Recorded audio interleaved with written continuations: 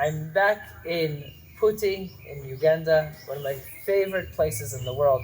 Very quiet, relaxed community over here. I'm here with one of my good friends, a head of the community. Please introduce yourself.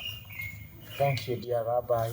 It was a pleasure having you in Putti for the second time. And whenever you come to Putti, we feel a lot of joy and we feel very happy to be with you. Thank you for having. It's always such a pleasure. And my names are Enosh, Keki, Maina. I'm one of the leaders of the Jewish communities in Uganda. But again, specifically, I want to tell you that Putti is an Orthodox Jewish community where I'm based. And I also had a chance to go to Israel to study with the chief rabbi of Efrat, Rav Riskin Shlomo, and many other rabbis like I have Rabbi Stuart Fishman, who is well known in the Yeshivat Machanaim, which is in Gush Ezion. Yeah. And I had the chance to study with the other friends and other rabbis who actually know more books, and they are Talmudim Hakamim. Yeah. So like Rabbi Jonathan Sego lives in Neve Daniel. And then I also learned some Shechita with my friend called Dr. Ari Greenspan. They groomed me to be a leader, to come back and then be able to teach my community. That's amazing. So you are the head. You're the one of the heads of the Abayudaya communities. Yes. And if I'm correct, this is the first Orthodox Abayudaya community. Later on came KKSY. Absolutely. KKSY is an offshoot of Putti Jewish community. So we have Putti, KKSY, yes, and Mekono is the new Jewish community. When I was going back to my third time to Israel, I happened to host a gentleman called Eliyahu ben Avraham, who is called he's a colonel right now, and he's serving in the Ugandan army. Right. He's a military guy. So he happened to have interest in Judaism. So he came here and he stayed with us for a very good time. They had abandoned the Christianity like our founders did. Well, your son-in-law Ora is one of the heads of the community in Mekono, which is amazing. But let's go into the history of the Abayudaya. You guys, first of all, what does the word Abayudaya mean? The word Abayudaya is just a local dialect, meaning Jews. So Abayudaya is a Uganda word. Like in Hebrew, it says Yehudim. In Kiswahili, or maybe in another language, like in English, they say Jews. Right. So Abayudaya is in local. Yehudim. It means Yehudim. Amazing. So Abayudaya just means Yehudim. That's terrific. So even you are Abayudaya. Yeah. Because you are Jew.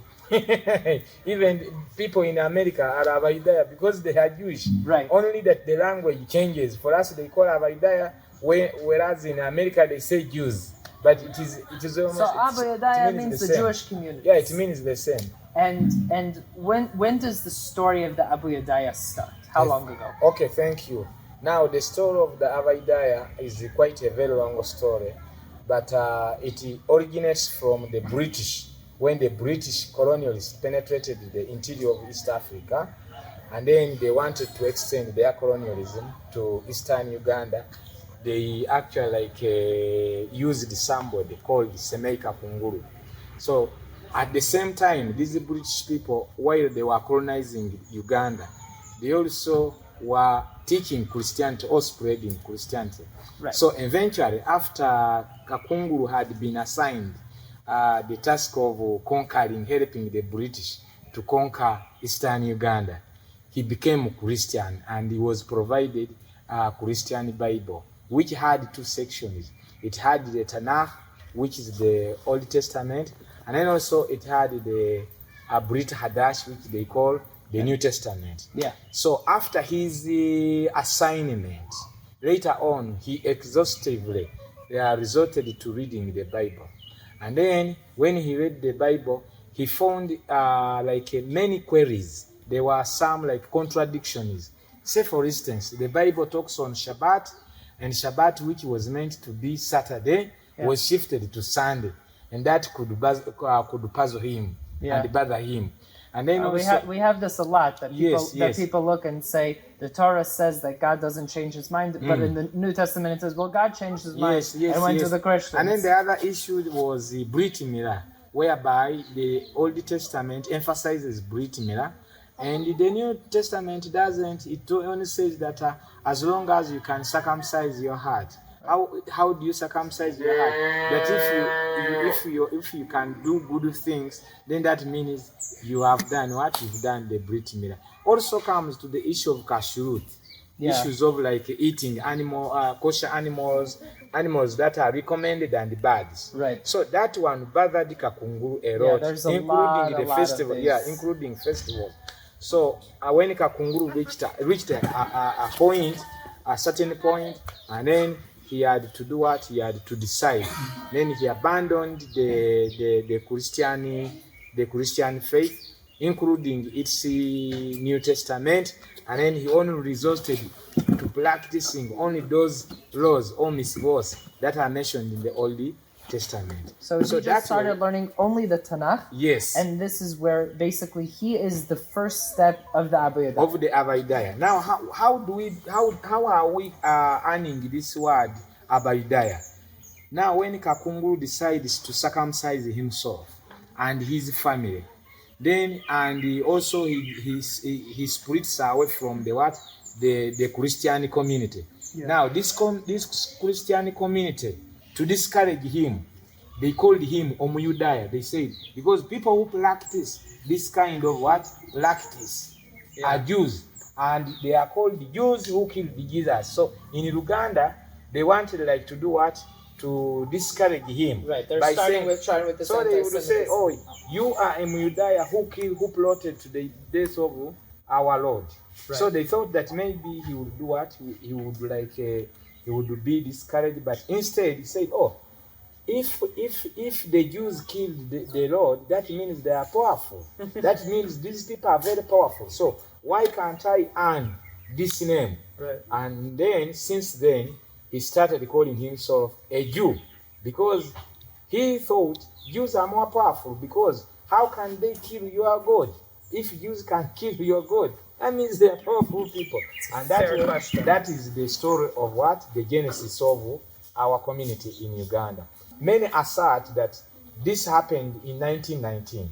Okay. Others also say that it happened in 1920, early 1920s, but most of them agree it happened in 1919.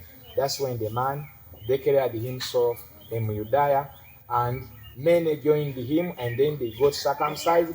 And since then, it's the year when they declared that all male children to be born must be circumcised at 8 days strictly. And so this is about a bit over 100 years ago. And then my understanding is people keep on practicing this entire time. They keep on practicing Judaism based off of what they were learning until eventually they were starting to pursue conversions. And we have from the different communities, ones who went through Reform conversions, conservative conversions, those who didn't go through conversions at all. Yes. But you guys worked very hard to go through an Orthodox conversion. Yes, even also when you study the minds and the desire of our grandparents by even starting this community, they didn't have the intention of being just like Abayudaya. They were yearning to be totally Jewish people, to go to Israel, to make Aliyah, and then study the Torah, and then study to be in the yeshiva. That was their intent. But just because they could not afford, or they didn't have the capability to make it. So in 1995, when we hosted a delegation called Kulami, they come in a big delegation with so many people, including the Orthodox, the Conservative, the Reform, Reconstructionists, secular people. So we reached at a point on the Shabbat in that same year, whereby we were sitting with them, And then we're asking them, how could we be recognized by the Jewish state, Right. Israel, or by the world Jewry? And then these people tell us that there are only two ways. One way is that if your mother is Jewish, then any child qualifies to be Jewish. The other way is, no, you are like you, of course. The other way was like a conversion. And then they said with Israel, they consider much Orthodox conversion than the rest of the Jurim. So now here we start like developing the ambitions, right. Each one with trying to have the choice. Yeah. So some of us, by then I was the youth leader, some of us went for Orthodox. Others, like our leaders by then, like Rabbi Gershom and his brother JJ, they were the leaders of the time. And then for them, they wanted conservative conversion. The reason they wanted conservative conversion because they assured us that with Orthodox is quite a difficult conversion that we could it's earn. A difficult conversion, and yes. It's a difficult lifestyle because yes, you're committed to keeping the mitzvot. Of course, they said it could take us even longer to do what to get it. But for us, the youth, you know, a youth are like a more stronger than other people. For us, we wanted Orthodox, and by then, even I was not married, but I felt our grandparents in the past really had wanted to something that looks similar to Orthodox. So I wanted to represent the desires and the choice, the ambitions of my grandparents. So myself and a few youth decided to say, no, however long it will take, but we're gonna do it right. We want Orthodox conversion, because even I was offended to see a woman putting on talit. So a lot of these like more modern types of approaches don't resonate very well with the Orthodox or with you personally, right? So like it was a very clear path for you. When did you guys actually go through the conversion with Briskin? We went in two series. It wasn't like it happened at once. Yeah. Say for instance, my brother Moshe and Tafon went. First of all, the rabbi Riskin came. Yeah. After reading a story about our community, he got convinced, and it inspired him to make a trip to our community. Yeah. So that was in 2010. Yeah. So in 2011, he comes and he visits, and then he gives the opportunity to two of our members, that's Moshe and Tafon, who converted in 2012 in Israel after studying in the yeshiva for 1 year. Right. That by then the yeshiva was called Yeshivat Hamivtar. Yeah. So now I studied in yeshiva. That's where I studied. That's good. Okay. Yeah. So after them being converted, they come back. They take over as leaders. I go in 2014 to study also in the yeshiva.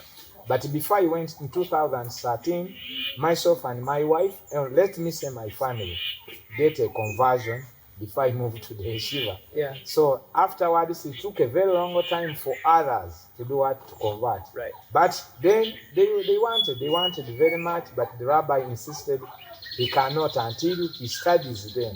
So he had to study them for another 2-3 years before he came back. Very, very serious. Yes. Like you sit, you learn. Yeah. So the process of a conversion, also for like everybody else who's listening, for an understanding, to go through an Orthodox conversion, a proper conversion, you have to be a candidate for conversion, which means you go through a series of tests and they check that you're right for it. Then you have studying. Yes. You have a Brit Milah, a circumcision, if you're a man and you're not circumcised. If you are circumcised, there's ritual bloodletting from where the foreskin was. And then there is mikvah. Okay, bathing in a ritual bath and accepting the mitzvot. Absolutely. So you have these 4 steps in the conversion itself. Beforehand, you have the whole interview, and afterwards you have still learning.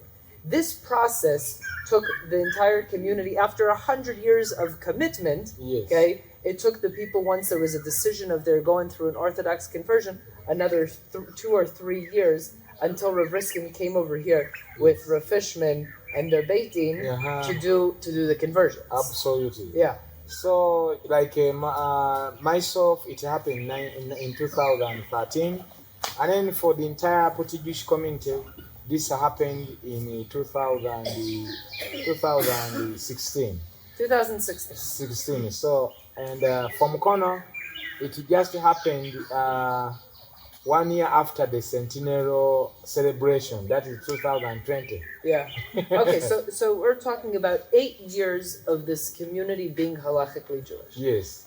Okay, that's amazing. And how many out of the Orthodox Abayudaya, how many Orthodox Abayudaya do you think we're talking about? Men, women, children? I'm not very sure like in other communities, but like in my community, it is worth 150 people.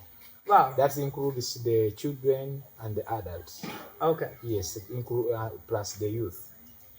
Okay. But in other communities, we have like we have communities which are bigger than Putti. Right. Like the KKSY is bigger than Putti.